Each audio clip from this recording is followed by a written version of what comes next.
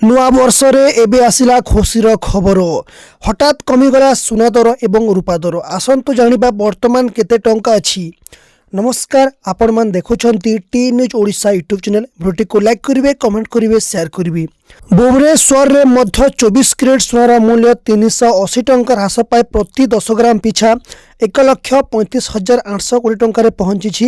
ସେହିପରି 22 କ୍ୟାରେଟ୍ ସୁନାର ମୂଲ୍ୟ 350 ଟଙ୍କା ହ୍ରାସ ପାଇ ପ୍ରତି 10 ଗ୍ରାମ ପିଛା 1,24,500 ଟଙ୍କାରେ ପହଞ୍ଚିଛି।